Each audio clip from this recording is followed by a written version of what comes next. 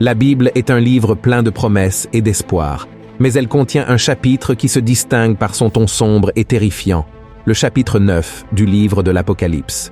Ce chapitre décrit des scènes où des trompettes sonnent, annonçant des catastrophes qui apportent des situations que notre esprit humain est incapable d'imaginer. Et dans cette vidéo, nous allons dévoiler ces visions ensemble. Après tout, ces prophéties ont-elles un sens pour nous aujourd'hui? Est-il possible d'éviter que les tragédies et la colère de Dieu, telles qu'elles sont décrites dans l'Apocalypse 9, se produisent? Je veux t'aider dans ta marche avec Dieu chaque jour.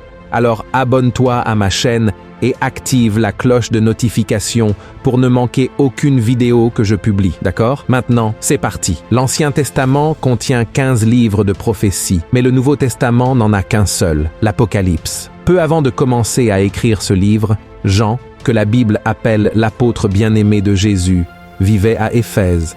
Lui et Marie, la mère de Jésus, qui était aussi sa tante, ont déménagé ensemble dans cette région et y ont vécu leur vie jusqu'à leur mort. D'ailleurs, leurs corps ont été enterrés à cet endroit.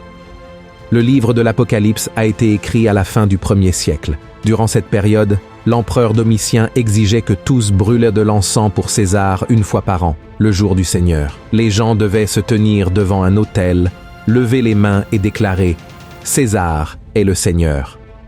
Pour les premiers groupes chrétiens, c'était très difficile, car ils savaient qui était leur véritable Seigneur et ne pouvaient pas affirmer que César occupait la place qui revenait à Jésus. Ils préféraient donc être persécutés et punis plutôt que de renier leur foi. Jean lui-même a été emprisonné pour avoir prêché la bonne nouvelle du Christ aux habitants de la région d'Éphèse et a été envoyé en prison sur l'île de Patmos. C'est là qu'il a écrit le livre de l'Apocalypse, mais d'une manière très différente de son évangile et de ses 3 lettres. Cette fois, il a été emmené depuis l'endroit où il se trouvait pour avoir les visions qu'il devait enregistrer sur ce qui allait arriver dans le futur. Et ce n'est pas seulement cela qui rend le récit du livre de l'Apocalypse différent de tous les autres livres de la Bible. Dieu le Père a remis les révélations à Jésus. Puis Jésus a transmis le message à un ange qu'il a ensuite transmis à Jean pour qu'il l'écrive pour toutes les églises. Tout ce que Jean a vu et entendu était si extraordinaire que l'ange a dû lui rappeler 11 fois de tout noter, sans laisser aucun détail de côté. Pendant cette période de vision, Jean a été emmené au ciel et a entendu plusieurs voix et des chœurs d'anges chantant. Peux-tu imaginer ce qu'il a ressenti face à tant de merveilles, et même avec tant de détails, tant d'événements? L'Apocalypse est un livre avec un thème très clair, le retour de notre Seigneur Jésus-Christ sur la terre. Cet événement est si important, et Dieu voulait qu'il reste tellement gravé dans l'esprit de ses enfants qu'il l'a mentionné plus de 300 fois, tant dans l'Ancien que dans le Nouveau Testament, en faisant la prophétie la plus évoquée de toute la Bible. Et ceux qui ont lu le livre de l'Apocalypse ont aussi remarqué qu'il est rempli d'images et de symboles. Aussi étrange que cela puisse paraître au début, poussant même certaines personnes à abandonner leur lecture, ces symboles ont été placés là par Dieu pour nous aider à comprendre des choses très complexes. Certains symboles sont faciles à comprendre. Le dragon et le serpent représentent le diable, le feu signifie l'enfer, le grand trône blanc est l'endroit où le Seigneur juge. D'autres symboles sont expliqués directement dans le texte. Les étoiles sont des anges, les chandeliers représentent les églises, les sceaux, trompettes et coupes représentent les désastres causés par la colère de Dieu. L'encens symbolise les prières montant au ciel. Et d'autres symboles se retrouvent dans d'autres livres de la Bible. Dans l'Ancien Testament, par exemple, on trouve l'arbre de vie, l'arc-en-ciel, l'étoile du matin, des cavaliers et des gouvernements oppressifs représentés comme des bêtes sauvages. Il y a aussi des symboles qui ne sont pas clairs, comme la pierre blanche mentionnée dans l'Apocalypse, chapitre 2, verset 17, et qui dit qu'elle sera donnée au vainqueur avec un nouveau nom gravé dessus, connu seulement par celui qui le reçoit. Elle peut être un signe d'innocence, d'approbation ou de grandeur. Peut-être que nous ne connaîtrons sa véritable signification que lorsque nous la recevrons. Et les nombres servent aussi de symboles dans le livre de l'Apocalypse. Le nombre 7 apparaît plusieurs fois dans ce livre. Les 7 églises, les 7 esprits, les 7 chandeliers, les 7 étoiles, les 7 sceaux, les 7 coupes, la bête à 7 têtes, les tonnerres qui parlent et les 7 trompettes. Les 7 trompettes sont introduites par l'ouverture du 7e sceau de l'Apocalypse, marquant le début d'une série de jugements terribles du Seigneur pour ceux qui n'ont pas consacré leur vie à lui. C'est à ce moment-là que nous arrivons au chapitre le plus redoutable et effrayant de toute la Bible, Apocalypse 9. Ce chapitre conclut une série de terribles événements déclenchés par chaque trompette que feront retentir les 7 anges de Dieu, apportant douleur et jugement sur le monde et sur tous ceux qui se sont inclinés devant la souveraineté de l'Antéchrist. Voyons maintenant ce que chaque trompette annonce. Première trompette. Lorsque le premier ange fait retentir sa trompette, de la grêle et du feu mélangés à du sang sont jetés sur la terre.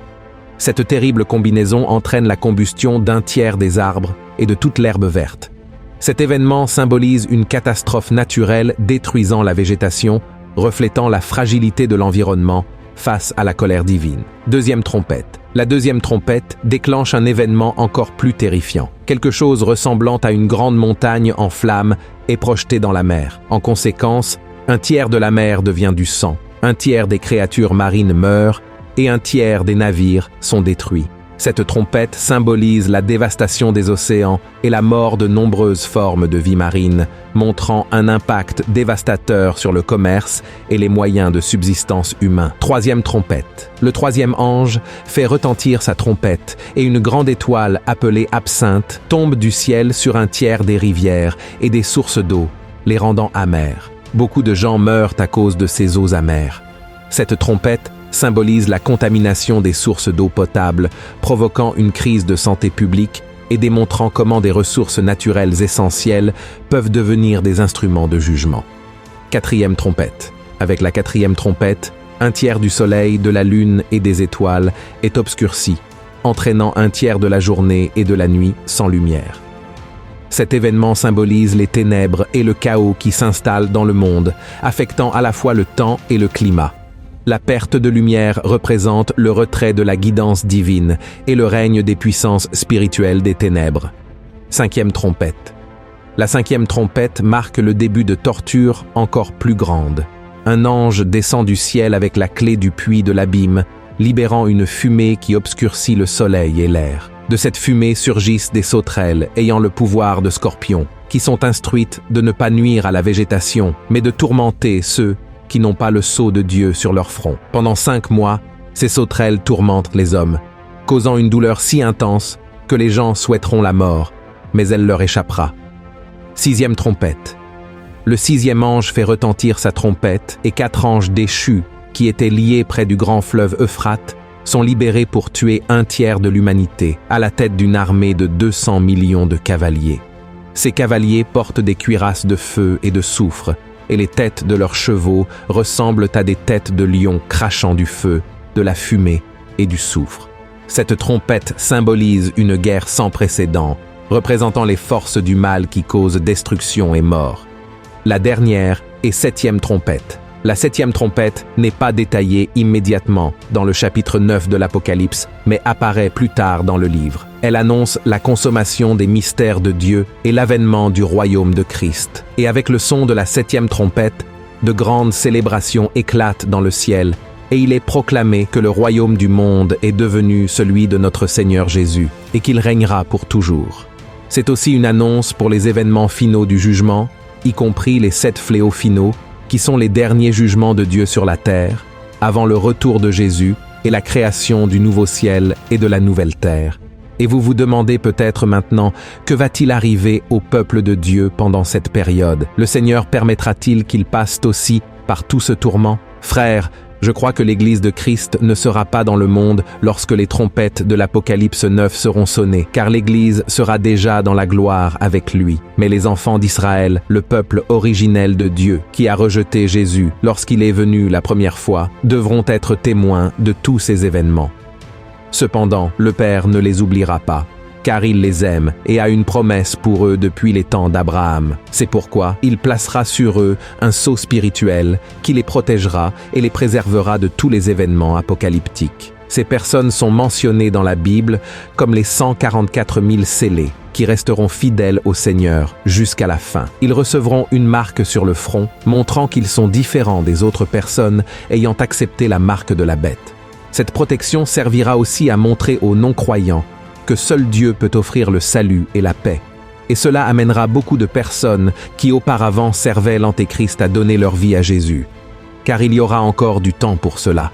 Même au milieu de tant de destruction et de douleur, ces 144 000 porteront au reste du monde un message d'espérance et de miséricorde de Dieu. Mais la signification du sceau de Dieu et des 144 000 scellés ne concerne pas seulement les personnes de la fin des temps. Elle parle aussi à notre cœur aujourd'hui. Car elle nous rappelle que, peu importe les circonstances, les problèmes, les tempêtes, nous sommes toujours sous sa protection et son soin. En outre, cette prophétie nous invite à réfléchir à notre propre engagement envers Dieu. Tout comme ces Juifs mèneront une vie de fidélité et d'obéissance jusqu'à la fin, en comptant sur la protection et la provision du Seigneur, nous devons en faire de même. Le sceau de Dieu dans notre vie symbolise notre identité en tant que ses enfants et notre dévouement à suivre ses voies. Alors, nous devons nous demander si nous vivons d'une manière qui reflète cette identité et si nous sommes prêts à servir Christ en toutes circonstances. Frères, le chapitre 9 de l'Apocalypse est essentiel pour comprendre le jugement divin et la protection que Dieu offre à ses enfants. Il nous montre clairement que toutes les mauvaises actions commises dans le monde pendant tant de siècles devront être payées, et elles le seront par les 7 trompettes de l'Apocalypse. Mais plus important encore, ce passage du dernier livre de la Bible prouve que Dieu n'abandonne jamais ceux qui l'aiment, le servent et lui obéissent. Même dans les pires moments, le Père ne nous abandonne pas. Amen. Si vous avez aimé ce message, partagez-le avec vos amis et votre famille et abonnez-vous à ma chaîne. Je vous attends pour la prochaine vidéo. Que Dieu vous bénisse puissamment. Un grand salut à tous.